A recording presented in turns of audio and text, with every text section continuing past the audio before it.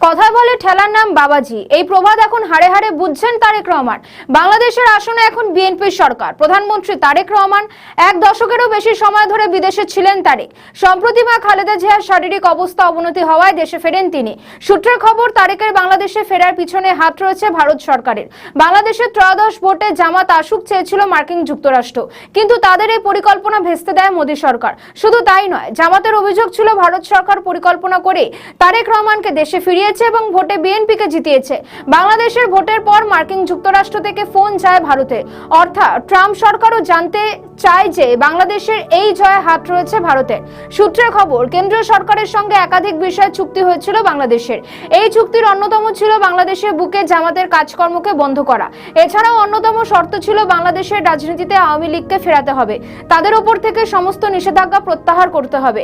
চীন বা পাকিস্তানের সঙ্গে এমন কোনো চুক্তি করা চলবে না যাতে ভারতের নিরাপত্তা ব্যাহত হতে পারে।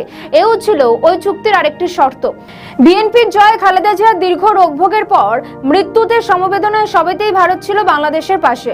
অর্থাৎ দুদেশের সম্পর্ককে ফের জোড়া লাগানোর জন্যই কেন্দ্রীয় সরকার এই পদক্ষেপ করে। তারেক শপথ গ্রহণ অনুষ্ঠান উপস্থিত ছিলেন ভারতের লোকসভার স্পিকার ওম বিড়লা। কিন্তু ভারতের সঙ্গে চুক্তির শর্তগুলি কি মেনেছেন তারেক রহমান? উত্তরটা না।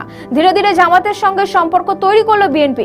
আগের সরকারের অধ্যাদেশ জারি রেখে আইন এনে আওয়ামী লীগকে নিষিদ্ধ রাখার নির্দেশ বহাল রাখলো বিএনপির সরকার, যা ছিল পরোক্ষ চুক্তি বিরোধিতা। এরপর পাকিস্তানের সঙ্গে সখ্যতা বাড়ালো বাংলাদেশ, ওই চুক্তির বিরোধিতা। চলতি মাসের শুরুর দিকে মির্জা ফখরুল ইসলাম বড়সড় দল নিয়ে চীন সফরে গেলেন। উদ্দেশ্য, চীনের পায়ে পড়ে যদি কোনো কিছু আদায় করা যায়। আগেই আমেরিকার চাকরে পরিণত হয়েছে বাংলাদেশ, তারই মধ্যে পাকিস্তানের সঙ্গে আতা, চীনের হাতে পায়ে ধরা। বাংলাদেশের রাজনৈতিক কার্যক্রম লক্ষ্য করে এসেছে ভারতও। বাংলাদেশ সেনাবাহিনীতে পাক জঙ্গি যোগের প্রমাণ দিয়ে বিএনপিতে সতর্ক করে কেন্দ্রীয় সরকার। ঘরে বাইরে প্রবল চাপের মুখে পড়ে বাধ্য হয়ে ভারতের কাছে মাথা ঝোঁকায় বিএনপি। বায়ুসেনা ঘাঁটিতে ব্যাপক ধরপাকড় শুরু হয়। গ্রেফতার করা হয় একাধিক বায়ুসেনা শীর্ষ কর্তাদের। কেউ কেউ পালান পাকিস্তানে, কেউ কেউ আবার তুরস্কের মতন দেশে। শুধু তাই নয়, কক্সবাজারে টিটিপি একটি প্রশিক্ষণ শিবিরও খোলার চেষ্টা করে জঙ্গিরা।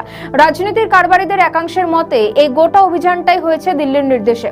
অর্থাৎ কেন্দ্রীয় সরকার একরকম ঘাড় ধরে বিএনপি সরকারকে দিয়ে জঙ্গি দমন অভিযান চালিয়েছে। মনে করা হচ্ছে আগামী দিনেও বাংলাদেশ সরকার এই অভিযান চালাবে। তবে প্রশ্ন হচ্ছে, কত তাড়াতাড়ি আওয়ামী লীগের ওপর থেকে নিষেধাজ্ঞা তুলে নেয় বাংলাদেশ? নয়তো ফের ভারতের রোষের মুখে পড়তে হতে পারে বাংলাদেশকে।